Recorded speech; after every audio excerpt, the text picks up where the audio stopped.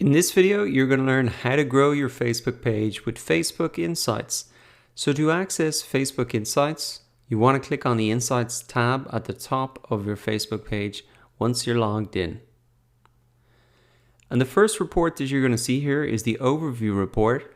And this will give you an overview of some of the key metrics from your Facebook page over the last 7 days by default. Now, if you do want to change the time frame, you can select today, yesterday, the last 7 days, or the last 28 days. And you can see then all of those metrics really on the last 28-day basis. If you want to go beyond 28 days, you also have the option there to export the data. And you can export up to 180 days at a time. So you can select maybe this quarter or this month, set the dates, and then export the data if you do want to get that longer term view. Now, while this overview report is great to get a snapshot of your performance of your Facebook page, to get the insights for how to grow, we really want to come into the individual reports in the sidebar here. So let's come into some of these individual reports to see how we can grow our Facebook page. Well, first thing we want to know is, okay, how is our growth rate and how are we doing? Here we can see a graph up at the top in terms of our page followers up and down over the last, we can change this to month or quarter or week. And one thing to note here is, or one thing you might be wondering is, what's the difference between followers and likes, and why is there two different charts for this? Well, this is a little bit confusing when you see it for the first time. But if I come to a Facebook page here, I can show you this example. If I like a Facebook page, you can see that I automatically follow the Facebook page as well, which means that I will see their content in my news feed. And I'll get notifications of events and suggested live videos, etc. However, I can unfollow a page and still like a page, which means I won't be seeing their content in my news feed. So why would Facebook even set this up? It seems a bit confusing.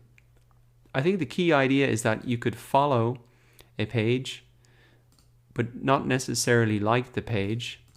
So it kind of gives that allows you to have that privacy if you want, so people don't know what pages that you like. It's a little bit confusing, but I think it's for privacy reasons, etc. I think in terms of a business, you shouldn't really be too worried about this. The number you should want to be focusing on is actually the followers, because the followers have opted in to see your content in their news feed. And if we look at the numbers here, I actually have more followers, 23,000, than page likes. So more people have opted to see my content in their news feed than actually wanting to publicly share that they've liked the page. So it's only about a 3% difference for me here. So it's not huge and nothing to worry about. But it is a little bit confusing when you see it for the first time, and that's why I just wanted to explain it to you. Bottom line, focus on the followers and really just worry about that. Now, in the followers report here, you can see net followers, because you probably will have some unfollows, and they are shown these red graphs here. So I can see sometimes about 3-5 unfollows per day. And if we actually look at this benchmarking tool here, I can see that on average per day, getting about 3 unfollows, and that's the same as the last period. If we look at organic followers, this period I'm getting about 51 a day, last period about 79, so a little bit down. Paid followers, none, because I haven't done promotions in the last couple of periods. And then net followers in general, we can see 47 per day, and then 75 per day in the last period. So last period was definitely a bigger one for me. I was putting out more content, and that's why I was getting better results there. So that's a handy little tool just to check how you're doing compared to the last period. Now down here we have where your page follows happened, and you can see really on the page it's going to be the vast majority of them here, or you may be seeing the option of it hasn't been categorized, they're not sure where that's coming from. So this report can sometimes be helpful, but not always so helpful. Okay, now moving on down to the reach report. This is really where it starts to get interesting, and we can see how many people are actually seeing our posts on a daily basis. So this will depend when you post. You can see it really spikes when I've posted out here. And then the days I don't post, obviously there's not a lot of people going to see my content. So that's why it's important to regularly put out content if you want to get people to see your posts. Now coming down, we can see reactions, comments, shares, and once again we can see those average on a daily basis, and they'll probably pretty closely coincide with the posts up there. Now reactions, okay, we've got some unlikes, but really the key thing to note is your traffic is going to spike once you put out posts. Now let's come down to the actual actions on page. Now this is pretty interesting because actions on page are going to be when people click on this button here, or say if you've got a phone number as a local business that they click through there, or even click through to your website link. So you can see website clicks, phone number clicks, action button clicks, get directions clicks. These are the total actions on page, and it'll depend on your type of business what you really want. So I can see who clicked the action button, which is the key thing that I want them to do on my page. And obviously there's no directions because it's an online business, no phone numbers. So it is good to come in here and see how effective that button underneath your cover image is and how many people are actually clicking on it. And you'll see that in the actions on page report. Coming down to the posts report, this is probably one of the most interesting places to spend a bit of time. And a key thing to look at is when are your fans online? And you can see here that in this graph, there's definitely a peak on Friday. Thursday, Friday, biggest days. Sunday, Monday, Tuesday, less so. And although it is pretty consistent, at about 4 o'clock on Thursdays and Fridays would be a very good time for me to maybe start a competition or something like that when the maximum amount of people is. And then for the other days of the week, really around 4 o'clock is when most of my audience are online. So that's really a good indicator of when I should be setting my posting schedule. Now coming down in terms of the post types, we can have a look at them here. This really shows us all the reach for each post, the engagement on each post, and a quick summary of what the posts look like. So even scanning down here, I can see that if I click into this, that could I create more posts like this that got a larger reach and engagement. And so what you should really be doing is having a look at these posts that had a much bigger than normal reach and engagement.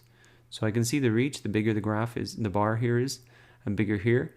You really want to be making more posts like this. So here I actually shared a resource, a list of FAQs that was helpful to people. And I just said, thumbs up if you like, and even feel free to tag friends, which I think some people did, they shared. So this was a good post because it was a helpful resource and people wanted to share it with their friends then. So it's always good to remind people to actually like a post or tag their friends, and that'll help you get increased engagement. So looking down a little bit more, again, just have a look at those top posts that you've made. Again, I said feel free to tag friends and thumbs up if you like.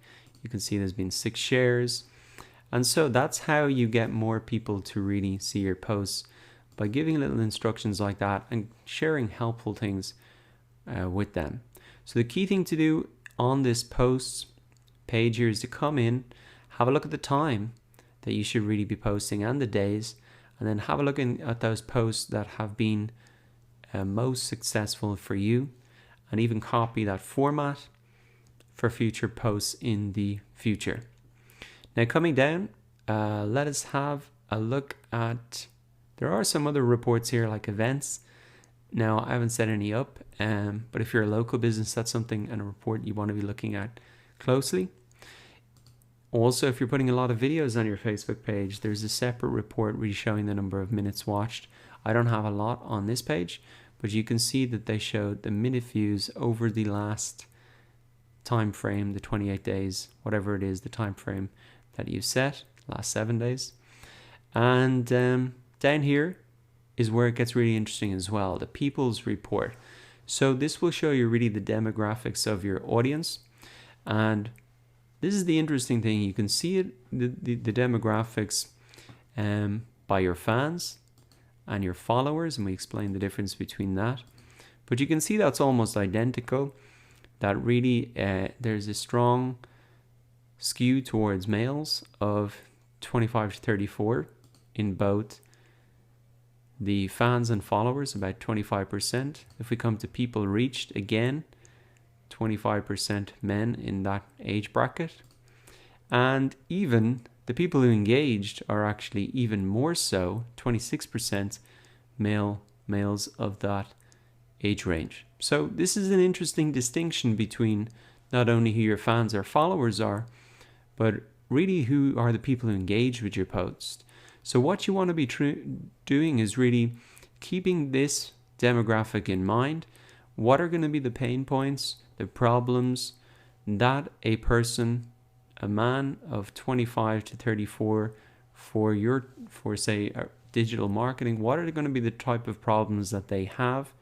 And then to create more content around that, speak to them directly in your examples that you're using. Try and create an example for a guy of that age and really tailor your content towards them so they can see themselves in your example and the problems that you're pointing out, and that's just going to make them even more engaged.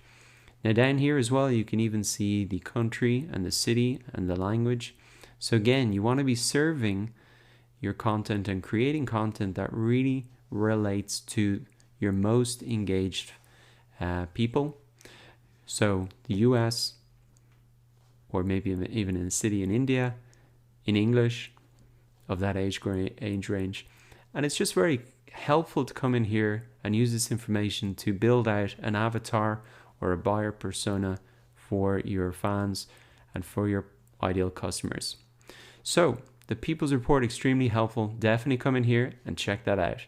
Now below that we have messages. If you've enabled messages on your Facebook page, you're going to see the total conversations here. I've disabled them.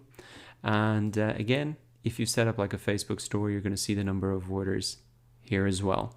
But the key reports I think everybody's going to want to look at is especially the people report, so you can understand the demographics of your most engaged people, your post types, so you can really understand when your fans are online, the days of the week to post, and the type of content to post.